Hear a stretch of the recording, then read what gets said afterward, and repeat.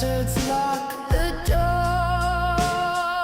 on your savior's floor, but now your goddess returns and the ungrateful will burn.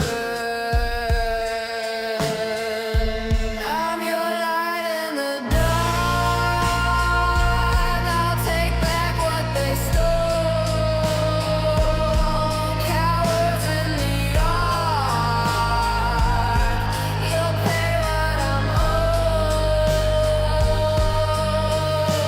Praise and adore me, that was the deal. I saved humanity, now get down and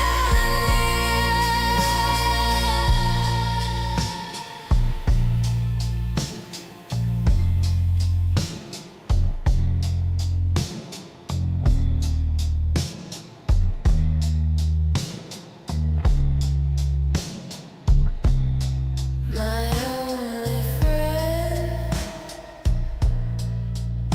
to paradise will fly while they hide underground and try not to die. Have you forgotten? That's no excuse.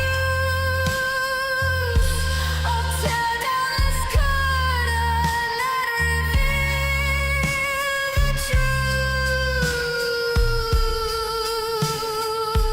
I'm your light in the dark, I'll take back what they stole. Cowards in the ark, you'll pay what I'm owed. Praise and adore me, that was the deal. I save humanity, now get down and kneel.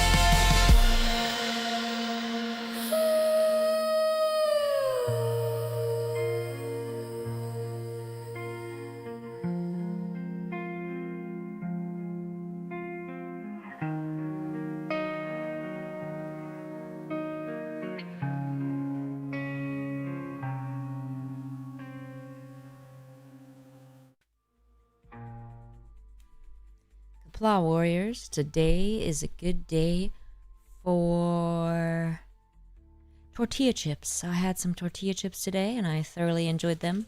Also had time to make myself a smoothie, which was nice. And so, yes, today is Cozy Stream. Be doing some more reading of the NIKKE variety, and I'll have you guys helping me choose what to read. We'll have a couple of options. And then let's review the schedule before we get started, shall we?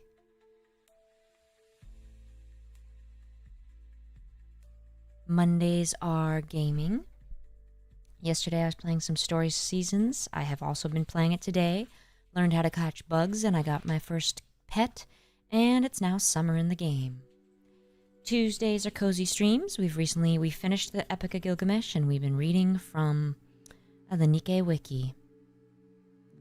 Wednesdays are class with Dr. Export. Finally going to be doing History of Pirates tomorrow. Wednesdays more gaming, probably more Story of Seasons, Grand Bazaar. And Thursdays NIKKE Impressions.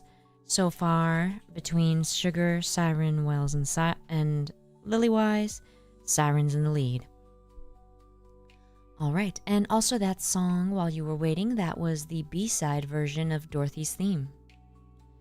So, also I wanted to fill you guys in on some good news and some bad news for me personally. I went for a walk today, and on the walk I discovered some good news and some bad news. The good news is, do you guys want the good news or the bad news first? I'm streaming Friday, Brave and Wolf. NIKKE impression stream? Why did you think I wasn't streaming Friday? Alright, Brave and Wolf and Side Jedi, I want the bad news first. Bad news first is it turns out that right down the street, walking distance, is a Korean restaurant that has tofu japchae. And, as you may have guessed, that is also the good news. Good news, because that's one of my top 10 favorite foods. And bad news is I might go broke because I cannot afford to have japchae every day, but I might just do that. See, $20 a day, 7 days in a week.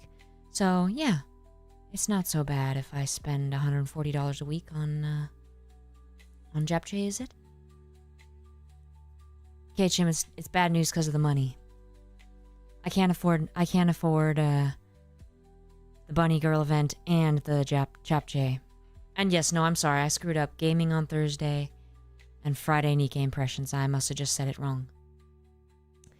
Yes, my weakness is food, and japchae is one of like my top 5, maybe top 3 favorite foods. Tofu japchae, so that's bad news for me and good news.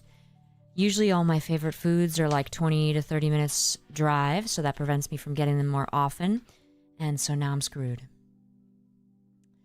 Alright, so, Dear Feather, that's only just a week and a half of japchae. I'm gonna need a lot more.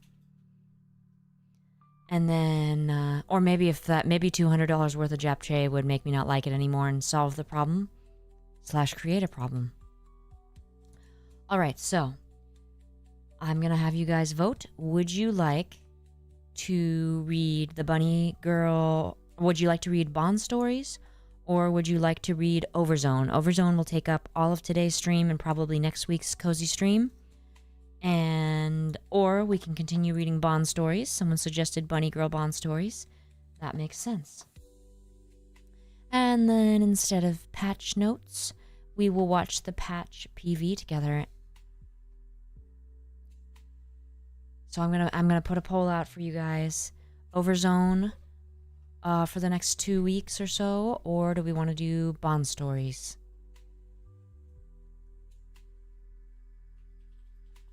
What are my thoughts on the Bunny Girl event, Braven? Well, so I had been hoping for Rouge, but I'm not a big fan of her outfit. I feel that it's too revealing and doesn't really match her. Ada looks nice though, and Milk is cute in a Gap Moe way, so not too disappointed. And the number of reruns is insane. Destiny's Child. Alright, so I'm gonna have y'all vote. Overzone or more Bond stories? Yeah, Braven. When I first saw the reverse Bunny Girl outfit, I was thinking, I hope that's not Rouge. And it was Rouge. It's a little much. A little much. Alright, Goblin Slayer, Danny, go ahead and just vote. So we can, I know you guys are good either way, but just close your eyes and make a choice. Trilith, I think that the reverse one is too lewd. The Rouge one is too lewd. That's not enough for you, Dirt Feather? Alright, so while y'all vote, I will watch the PV. I haven't watched this yet. Let me get my headphones so I can... Darn it. So I can hear. Alright. And... Ncha. CCTV footage secured. Beginning analysis. How? I'll hold them off. Let's go, Master. Exia, can you hear what's going on outside right now?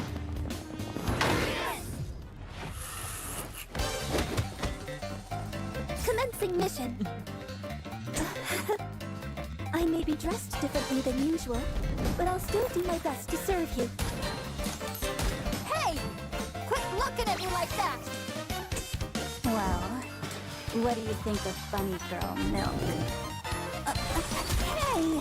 Eyes up here, jerk. You can only look at my eyes. Anywhere else? Maybe just a little peek. Focus on the game for now, please. If you want to look, you can stare all you want later.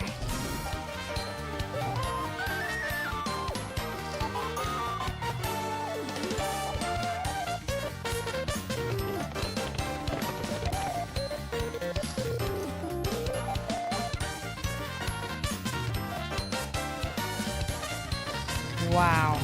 Insane. Sorry, I think I lost the voice there because I've got my headphone in.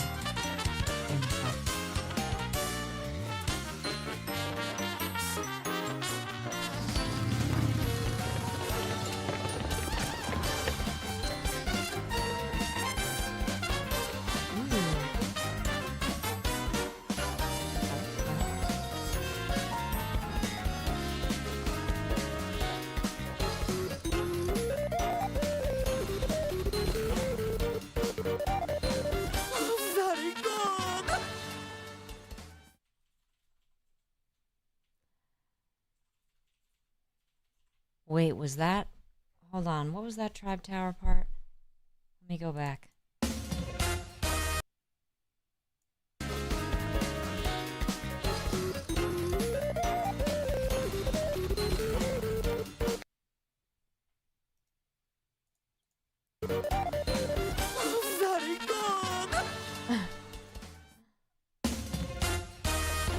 CCTV footage secured. Beginning analysis. Anyway, thoughts. Yeah, Trilith, that minigame looked fun. I'm psyched for that. And, yeah. Really, I didn't realize, like, I don't know why I didn't realize that's what the leggings looked like on Rouge. I guess I was more focused on, what other parts look like. Do not love the leggings, that's for sure.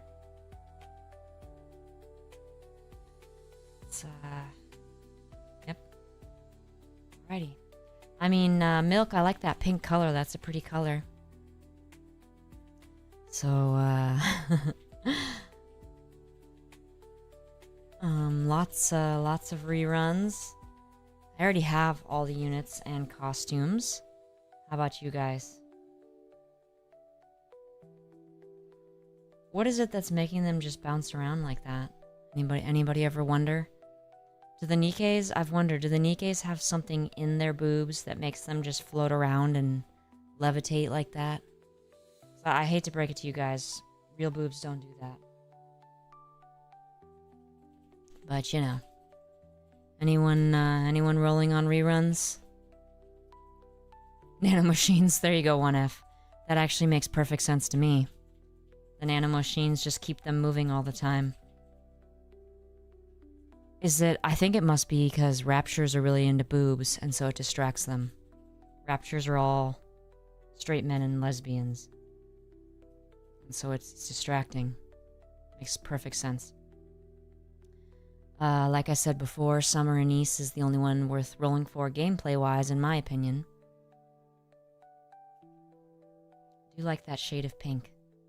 I hate those leggings or whatever those are. So, yes. Alright, so the poll, Bunny Girl Bond Stories 1. So let's do that. Let's bring up Bunny Girl Bond Stories.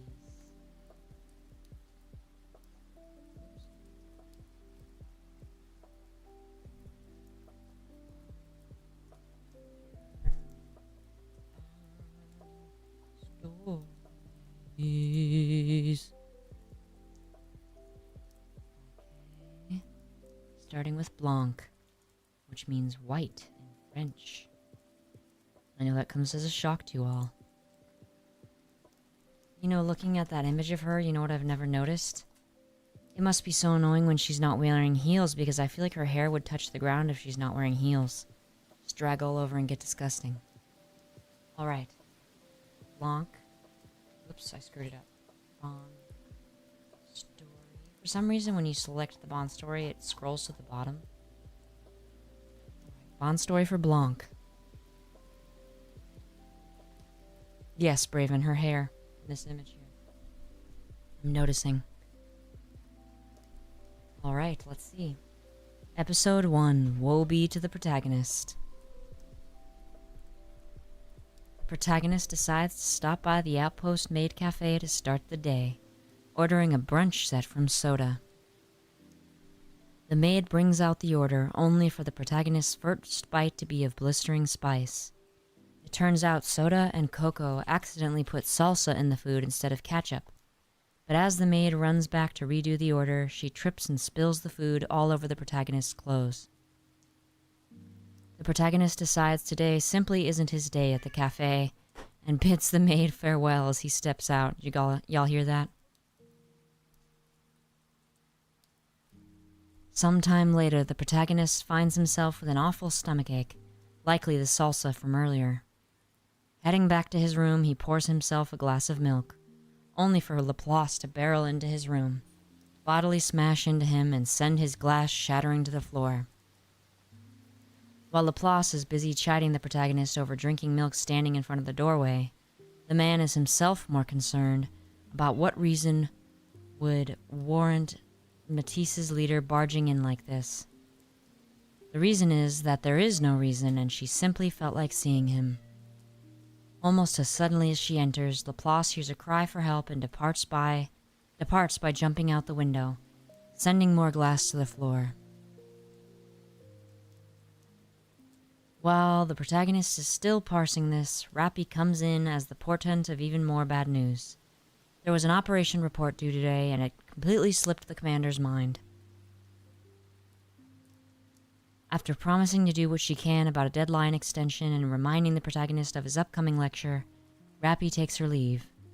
Mentally bemoaning how today is just rain cloud after rain cloud for him, the protagonist decides to go out for a walk. A walk in the park later, and the protagonist feels much better, right up until a dog pees on his shoe.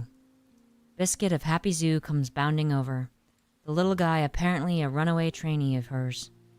She apologizes profusely and promises to bring the man a new pair of shoes next they meet, before she runs off after the puppy that scampered away while they were talking. As the protagonist considers just staying indoors for the rest of the day, Blanc notices him and comes over calling. That didn't make any sense. While she's a little cheery over bumping into him out of the blue, she's quick to notice the frown on the man's face. The protagonist takes a moment to rattle off the list of every way his day has gone wrong, getting a sympathetic wince from the white rabbit. While the two are talking about how he's trying to make the most of a bad day, a baseball hurtles from the side and beans the protagonist square in the head. And he's dead.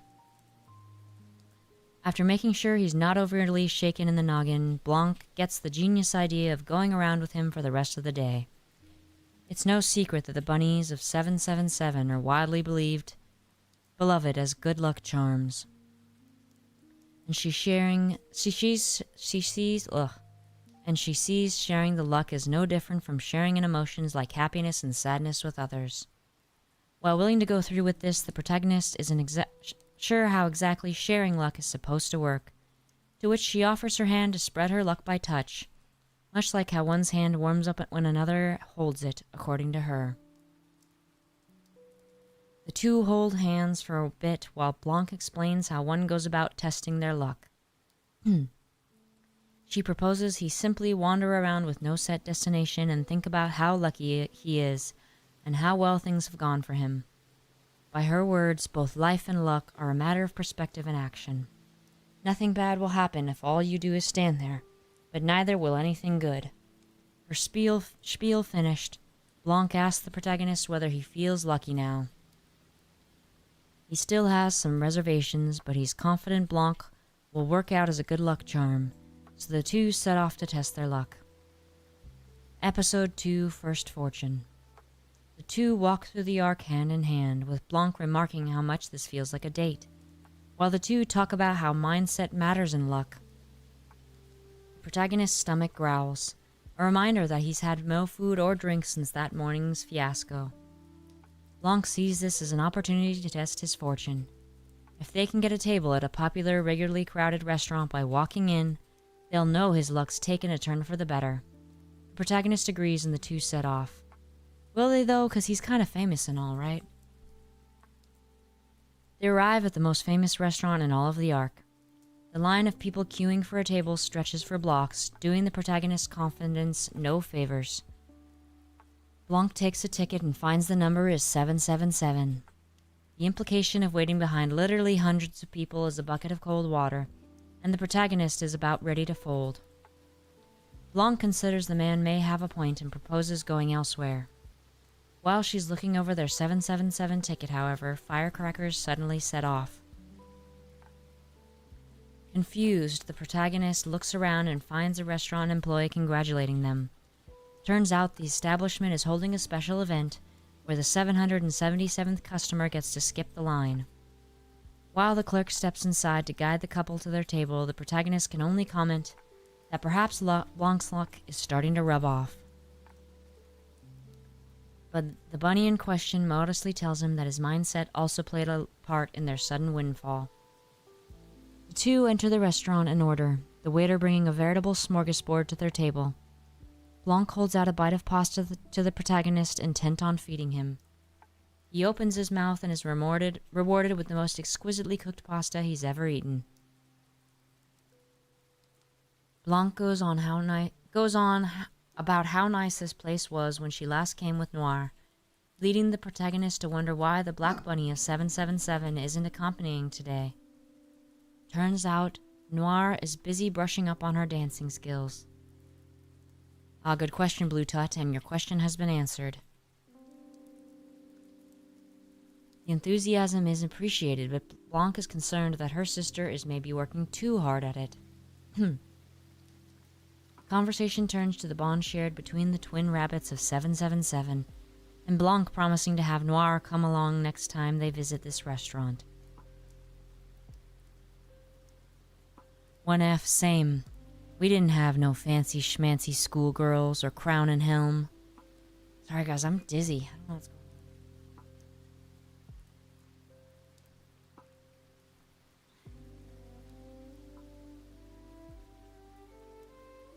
Sometime later, the meal is wrapped up. The protagonist notices a bit of sauce on Blanc's lip and wipes it off with a napkin. While the white rabbit's eyes shine at this display of care, the clerk comes over to get the couple's opinion on the service. He's also there to offer the establishment's most decadent dessert they only make 10 of per day, for completely free to their 777th customer. The protagonist can only marvel at this complete 180 of his fortunes, leading Blanc to crow that she was right. Keep the mindset of a winner, and a good luck will hit you in moments you least expect it. She's eager to finish the dessert and go someplace else to test the protagonist's luck. Blanc proffers her hand to the protagonist again, commenting how her luck rubs off on him quite nicely. The two walk holding hands again, and find all manner of small blessings follow them. A rainbow shining in the sky, a rarity for the arc. Wait, what? A four-leaf clover found right by the protagonist's feet. A man-made four-leaf clover, but a four-leaf clover nonetheless. Hades, I'm thinking some really fancy chocolate, yeah. Like some Belgian or Swiss type chocolate melts in your mouth. The protagonist can only marvel at how good things have happened since Blanc started to accompany him. A sentiment Blanc echoes regarding her feelings about following the protagonist. As the two spend a blessed day, Blanc notices a sign for a raffle and they decide to participate. Braven, you're just realizing this? Blanc is secretly one of the most lewd in the game. Blanc introduces her... Oops. The side of the raffle is utterly thronged with people. The protagonist holds Blanc close to him by the back of her waist to make sure she doesn't bump people, and while he apologizes for being a bit close, Blanc is quite appreciative of the intimate proximity. Tip, guys, if you're hot, you can get away with touching a woman on like the lower back. If you're not, don't do it, and you probably shouldn't at all if you don't know the woman well. Some men think it's okay that if they're passing by a woman, they touch her lower back to pass. I've had a man do that before, and he got called on it.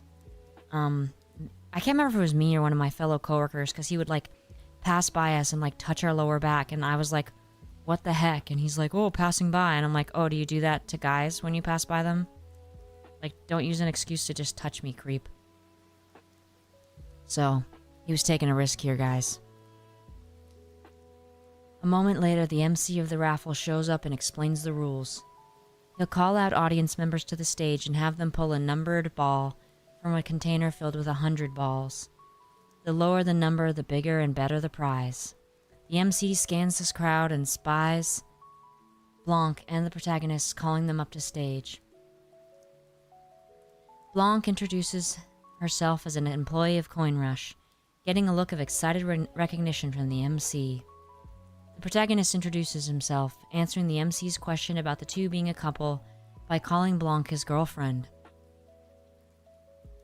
1F, if you're attractive and you know them well. If you're attractive but like a stranger, that's still pushing it.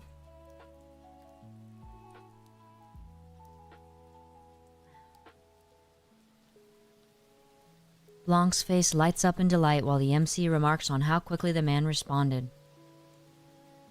With the icebreaker out of the way, the MC reiterates the rules. He's gonna have some pissed off NIKKEs if they hear about this. Remember back when the commander was confident?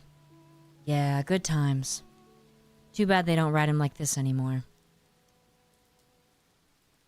The first ball is the number 80, awarding a jumbo pack of cotton swabs. It's a very underwhelming start, but the MC reminds the protagonist he still has 2 chances. Blanc pulls the man aside to give him a hug and inject him with a bit more luck. Isn't he supposed to do the injecting? She promises the next ball will definitely be lower than 80.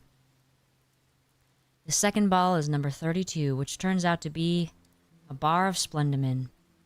It's certainly a better prize than before, and the MC invites Blanc to cheer on her boyfriend one last time before the final draw. The MC jokingly suggests Blanc kiss the protagonist on the cheek, and the man in question sticks his face out eagerly. Getting over her reservations, Blanc kisses the protagonist on the cheek, and he draws the last ball. The final draw is number 2, the second prize. Blanc cheers over this luck test being a rousing success, while the MC ushers them to the prize booth. After the raffle, Blanc is still over the moon at their big win in a random lottery. Wait, are they going to say what it is? The protagonist is less exuberant, pondering his unreal turnaround in fortunes. The more physical contact he had with Blanc, the bigger and bigger his lucky strikes have gotten. If that's the case, then... Hey, I was right on the mark. Episode 4, a luck-based experiment. The protagonist shares his hypothesis with Blanc. Oh, sorry, I'm getting real bad by dizziness. Who admits that even she found today's good fortune to be out of this world. And she's the one with a reputation as a lucky charm. She proposes putting this hypothesis to the test with one final check. The protagonist decides to try a gotcha machine or a few. And Blanc knows of a game center with plenty of those. At the game center, the duo stands before the gotcha machines. The protagonist explains that this specific machine can either output an empty capsule, a normal figurine, a special, and a legendary. Danny, so...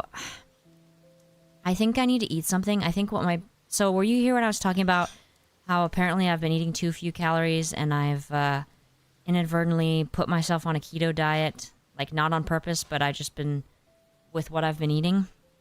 So I was talking to my brother about it, like the dizzy spells and the sickness I get all of a sudden when I'm streaming, and he was saying it might be related to the keto diet, like that happens. So I think I'm gonna need to eat some carbs and see if that helps. I'm trying to undo it, but I'm gonna try eating some carbs in here. Yeah, I didn't actually put myself on a keto diet, like consciously. It's just that because I'm vegan, I was like, and Mediterranean diet, I was eating like a lot of nuts and seeds and just like good stuff. But now I've made myself sick, apparently. So I'm gonna try it. Maybe I need to eat some carbs. I ate 1,500 calories today, though, like they told me. They told me increase by 100 calories a week for 3 weeks. No, Trilliff, it's just like... It's not like vertigo. Well, I guess it's like vertigo. I get positional vertigo. Yeah, I know, Brave and Wolf. It's just really hard. I have an eating disorder, so I'm working on it. I'm trying. But it's like, yeah. So sometimes what happens is I get like really sick all of a sudden, like this severe nausea.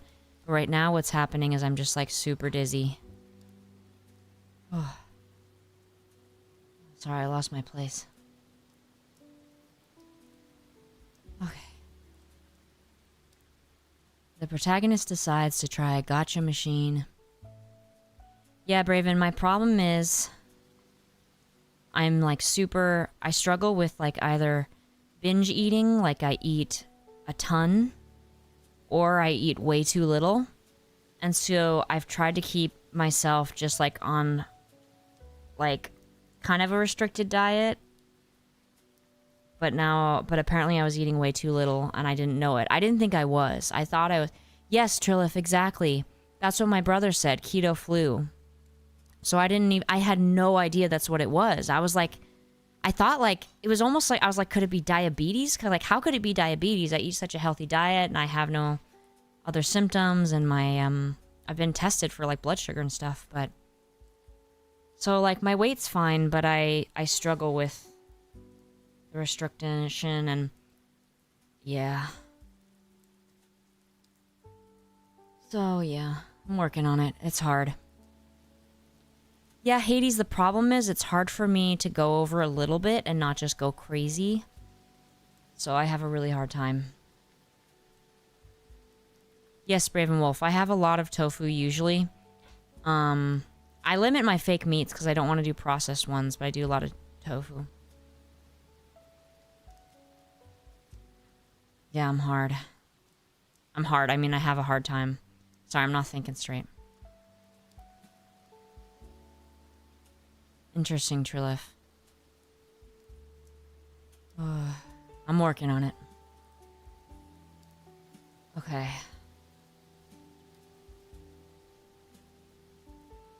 The protagonist decides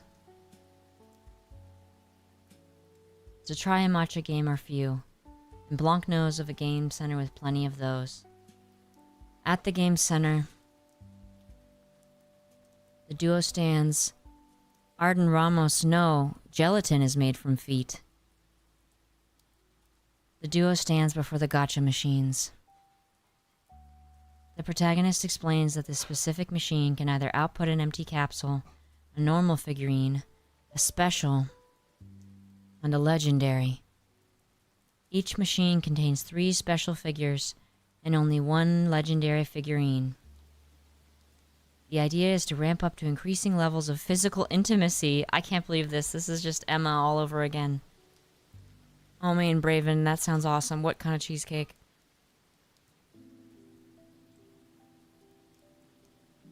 Until they manage to pull the legendary. It'll be legendary, alright. ML, no, Emma. Were you here when we read Emma's Bond story?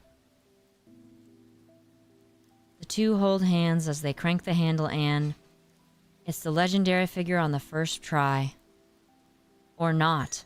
A closer inspection reveals it's a normal. Yeah, Braven, you missed out. The two take solace in the fact that they avoided getting a dud just by holding hands. And while the protagonist is concerned about escalating too quickly, Yeah, that's no fun for anybody. He acquiesces to Blanc's proposal of kicking up the intimacy. Kissing this early would be a bit much, so the protagonist hugs Blanc around the waist and pulls her close. The couple of a man and a bashful bunny crank the handle again, and the second capsule reveals a special figure. So far, they're 2 for 2 on the intimacy luck proportionality figure theory. But they decide to do a few more tests just to see how far this coincidence will go. They can't do this in public. The next hug draw nets another special figure, and the two ruminate on how astronomically low the odds are to get 2 specials in a row. Considering a machine with dozens to hundreds of capsules only has 3 specials, they consider that maybe the whole thing isn't a coincidence, and that if they ramp up the intimacy from here, the result will change to match. The next step from a hug is quite obviously a kiss, but the protagonist has some ideas. He pouts his lip and sticks his face out, offering a lip-to-lip touch. Blanc goes red in the face at the idea, particularly since it's her first kiss, but she goes all in. After a moment of awkward, heated silence, the two give the gotcha another go. The two take a moment to shake off their nerves before opening the capsule. Unbelievably enough, it's the legendary figure. Blanc believes the man is having her on, but he points to the gotcha machine. Its once blinking lights have dimmed out, a sign that it's been relieved of its legendary. After taking a moment to realize their theory was correct, the two spend the rest of their time together testing their luck and finding their fortunes getting as hot and heavy as they are. Hades, yes, her first, because every NIKKE has never kissed and is all are virgins, because that's the commander's function. Episode 5, One Lucky Guy. Night falls as the couple finishes testing their luck. Blanc considers this a solid proof to their intimacy luck theory, and believes the protagonist plays a bigger part in this than her status as a good luck charm. After all, it takes at least 2 people to have physical intimacy. Well, that's not really true, is it? Moreover, even with a little fatigue, Blanc still wants to keep the good times rolling and spend as much time as she can with the protagonist. The two go about the night on a seemingly endless lucky streak,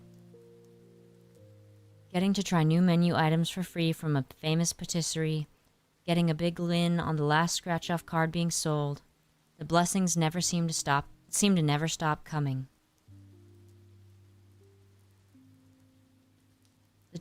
Sometime later, Blanc seems completely drained of energy and asks to sit down for a bit. She tries to tell the protagonist something, but falls unconscious before she can get the words out. The protagonist rushes Blanc to the hospital where Mary is giving her a look over. She waves off the protagonist's concerns that the rabbit will never wake, assuring there's no physical malady.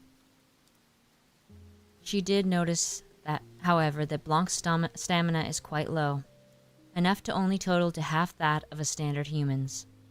The news briefly alarms the protagonist before Mary assures him that it's not as bad as it sounds. Blanc just needs to rest and she'll be right as rain. The doctor leaves to see her other patients, asking the protagonist to call if Blanc's condition changes. Alone in the hospital room, the protagonist wonders how this came to be.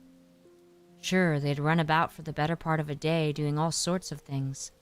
But how is it that a NIKKE like Blanc could become completely exhausted while an ordinary human like him is completely fine? The only thing that would really explain it would be the luck Blanc's been giving him all day. A stirring from Blanc jolts the protagonist back to reality, and he sees to the condition of the white rabbit. He explains Mary's diagnosis and his theory as to why her energy suddenly zeroed out. Blanc admits that at this point, it's the only reasonable explanation. The protagonist tries to advise Blanc to be more careful with sharing her luck, but the rabbit in question doesn't see it as a problem, given how she's not going to be nearly as touchy-feely with the customers at Coin Rush. Guess she doesn't want more customers then. Moreover, she's never had problems sharing her luck with the patrons of the casino, but she realizes that perhaps that may have been a result of Noir being with her. Ravenwolf, yeah, he ain't ordinary. He got shot in the stomach more than once and he's just fine. He's never bled out. The two are twins, two halves of the same whole, so that likely plays a factor.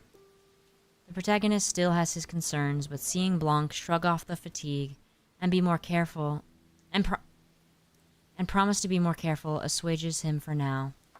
He then remembers Blanc trying to tell him something before she passed out, and the white rabbit practically jumps from the remembrance.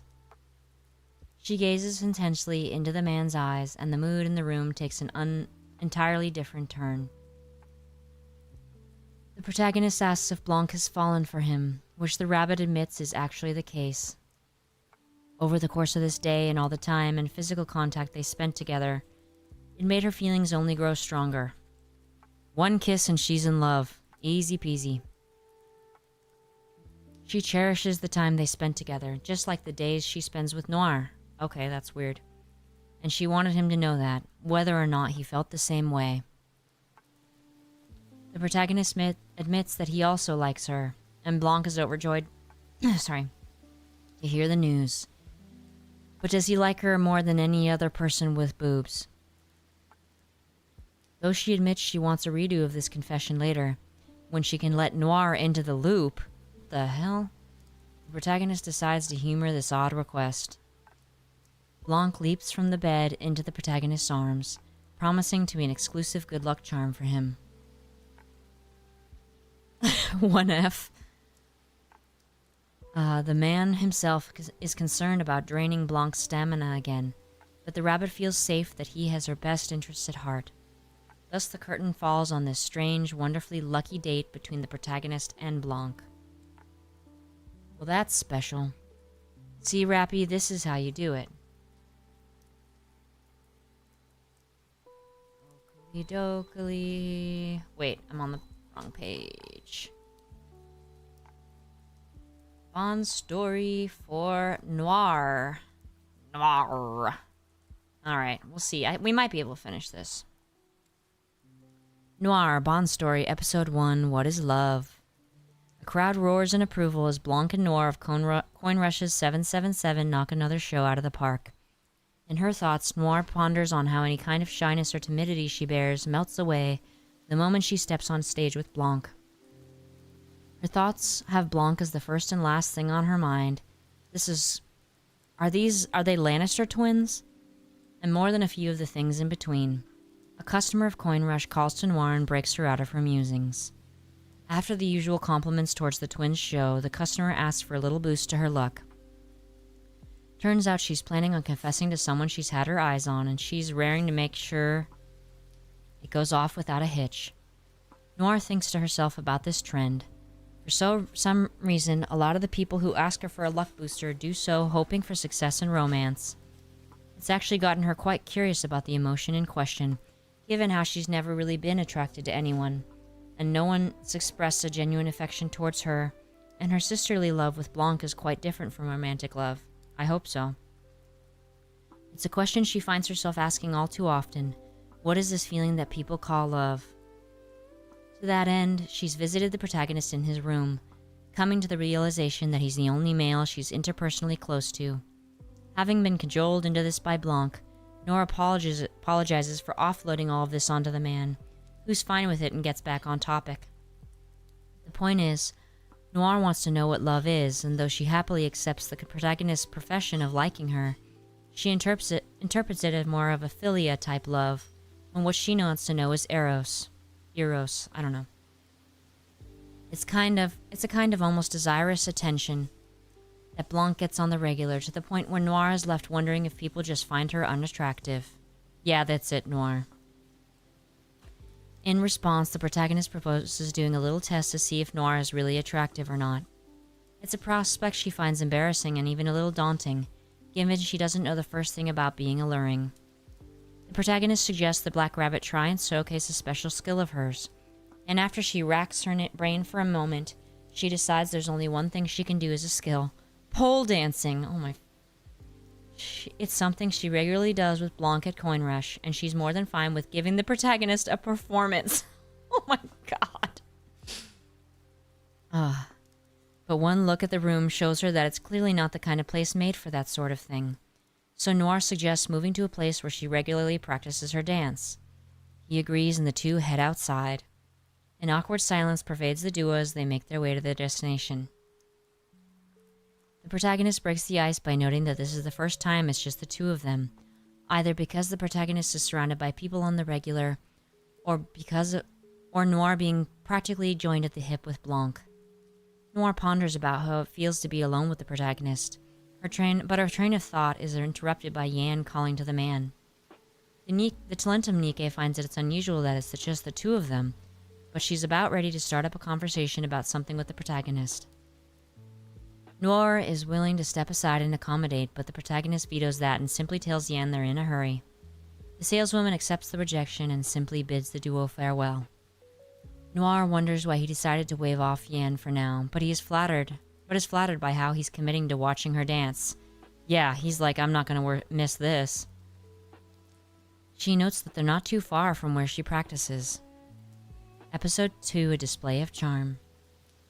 The two arrive at a multi-story studio where she practices pole dancing on the top floor. The duo steps inside and boards the elevator. While on the elevator, the protagonist notices his shoelaces loose. But as he stoops to retie it, a mob of people rush into the elevator, the crush forcing them to quite literally scoosh up against Noir's front. She's like, hey, that's for Blanc only. The protagonist's face is smothered by very soft and squishy flesh, while the black rabbit apologizes for being so large, claiming she's gained weight. Meanwhile, the protagonist's senses are overloaded by the feeling of every shudder and breath from Noir. So much that he can barely respond to what she's saying. She notes that this building has a nice restaurant on the 9th floor, likely the reason for this sudden crowd, and invites the protagonist to check it out sometime. Given how the protagonist can't be audible through a face full of pillow, he can only nod in agreement. One eternity later, the elevator reaches the 9th floor and the throng pours out, allowing the protagonist a blessed reprieve from marshmallowy heaven hell. Noir is quick to apologize, blaming herself for his predicament. Though the man tries to wave it off, Noir can see that the protagonist has some trouble standing up, wondering if he's getting sick or something. The protagonist makes all manner of excuses and implications to hand wave her concerns, trying to avoid outright telling her he had a reaction to her softness. He does not have softness. Finally, the elevator dings as it reaches the top floor and the two disembark. The practice room is much more spacious than the protagonist expected and quite obviously dotted with poles. Noir explains that this is where she and Blanc practice their moves, though this is the first time she's been in this room with anyone besides Blanc. As a matter of fact, she finds the idea of doing a one-on-one show a little embarrassing, and wonders if he'd be willing to do it together with her, by which she means participating in a pole dance with her. By her take of it, men tend to have more core strength, so some parts of it would be easier for him, and it'd probably be more interesting than him sitting back and just watching. The protagonist eventually decides that this sounds like a good idea, and he agrees to dance with her. How's he going to watch her dance if he's doing it with her? To start off, Noir suggests the protagonist change clothes so he can cling to the pole better. Unfortunately, the black rabbit only has spares for herself and Blanc, and no amount of stretching or modifications could make those fit on a male's physique. Ergo, the next best thing would be to adjust his clothes a little, which he agrees to. Noir kneeling down and fiddling with his pants, nets a protest that is quickly ignored. The rabbit is all business, folding up his pant legs to offer more freedom of movement needed for the dance. The protagonist, concerned that she's folding too high, is also ignored, as she claims exposing the thigh is needed to hold onto the pole. He must have some loose, stretchy pants.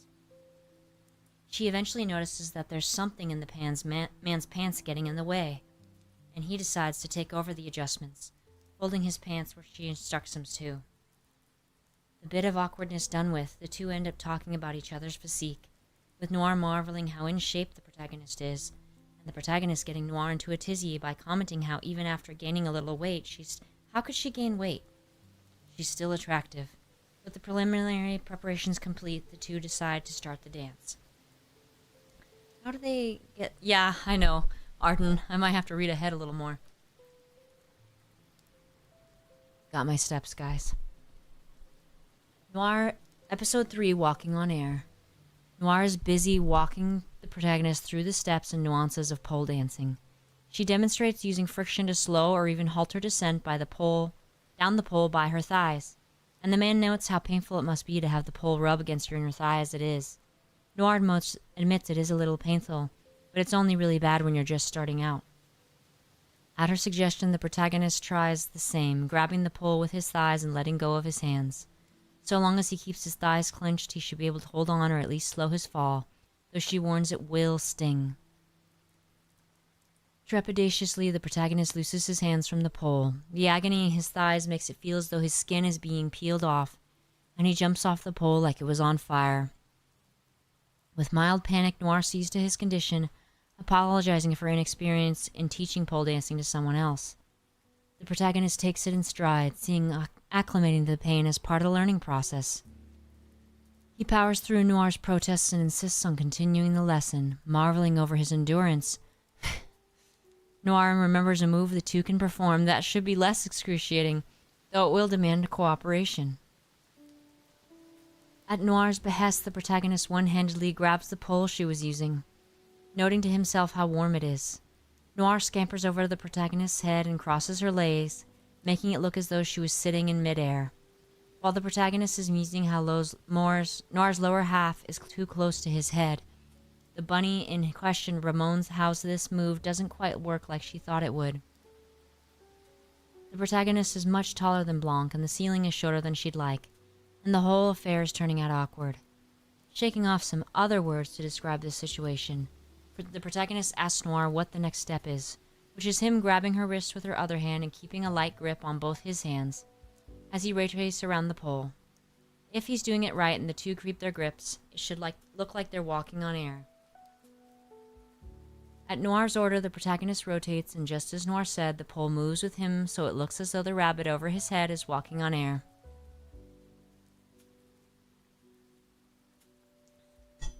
Gotcha, Arden. That makes no sense. What's the benefit of a NIKKE being able to gain weight? Do they have a what do you call it in birds? A crop? Then the centrifugal force begins to pick up, making the man's body feel lighter and lighter. Then Noir suddenly tells him to lift his feet off the ground, and he does so with an exuberant shout. In one moment, the protagonist's feet are unbound, and he's walking on air. While his arms ache from exertion and his head is figuratively spinning from all the literal spinning, he endures.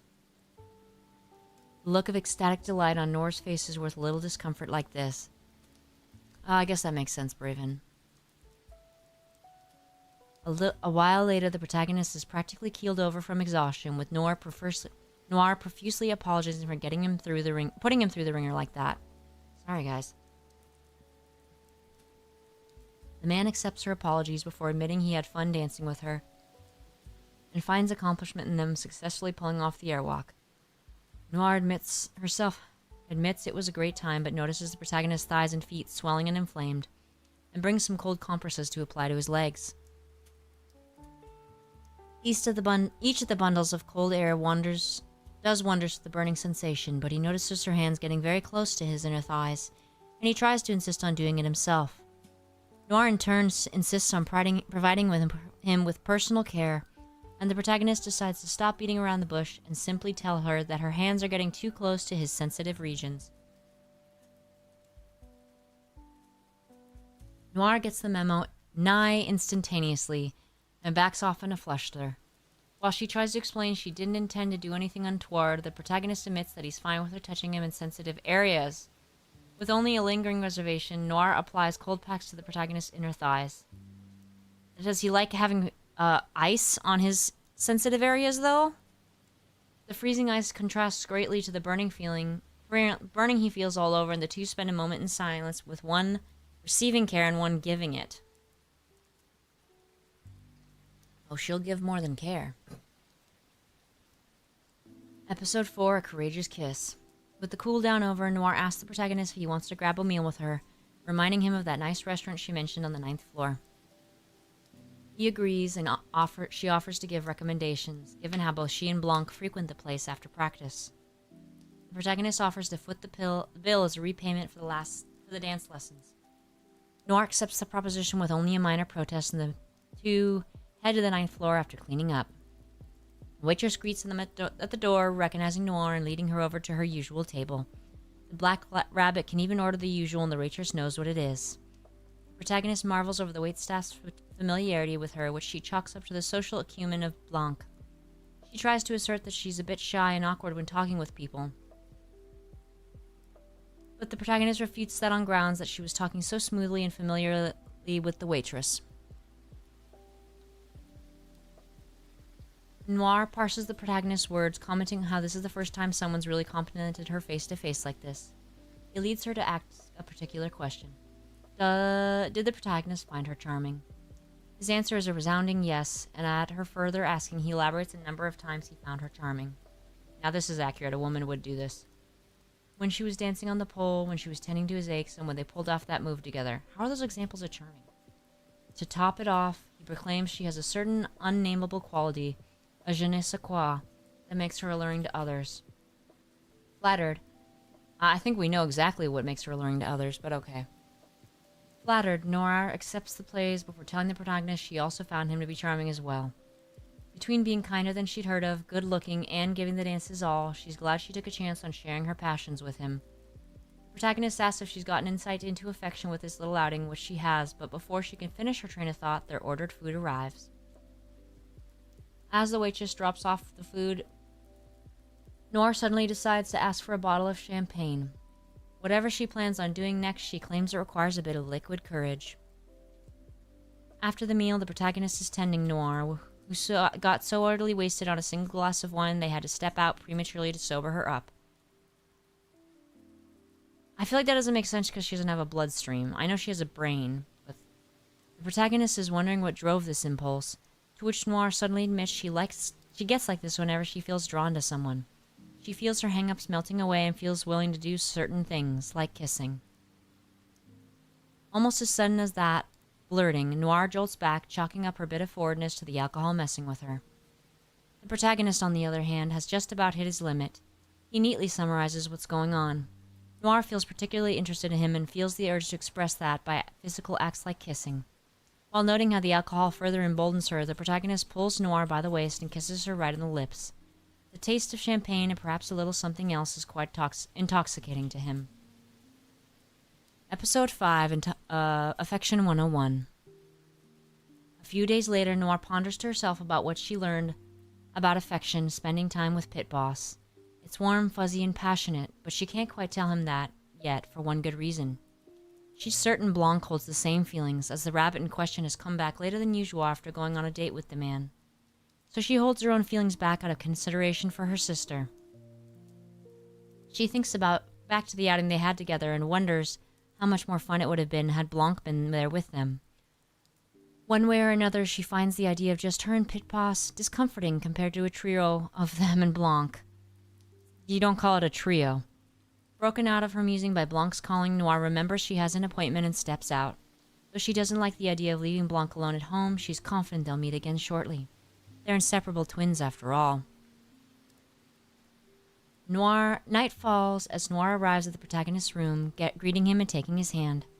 It's only natural to have physical contact with someone you hold feelings for, so Noir sees this as another step to what she wants to do. She takes a deep breath and confesses her love to the protagonist. The man already knew. He's like, "Hey, it's me, Commander."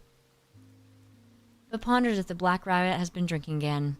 I bet he Han Solos it. She's like, "I love you." He's like, "I know." She denies such an idea, as if she somehow worked up the courage to do this without a single drop of liquor. She continues, professing how that outing was what finally put the pieces together for her, but with how busy the man is, she couldn't find a moment till now to say it. Noir's confession loses steam and she breaks into flustered panic, only for the protagonist to reciprocate her confession. The man himself can't help but comment how bold Noir's gotten. who she claims she was a hidden side of hers that he brought to the surface. Knowing her feelings are requited, Noir proposes the two go somewhere to kick off the relationship now that they're dating. The protagonist wonders what kind of date spot would be open at this hour, to which Noir reveals she has other ideas. The two of them will go to the practice room, go through a number of moves and positions they didn't last time, and if they get too tired to leave, then there's a bed in the room just in case. The protagonist chuckles at how brazen his black bunny has become, and the two head out together. They spend the entire night in the studio, just the two of them. But as to what they did in there, well, Noir is keeping her lips sealed, both what they did then and what they'll do going forward. I hope Nymph includes something that prevents them from talking to other NIKKEs about their relationships, because otherwise they're all gonna overcome their Nymph and unalive the commander. It's okay, it's not canon, it's not canon. Alright, everybody. Time for me to eat. See you guys tomorrow for History of Pirates. I'm sure that lovely story, both of them will give you some nice dreams. Alright, everybody. Majram.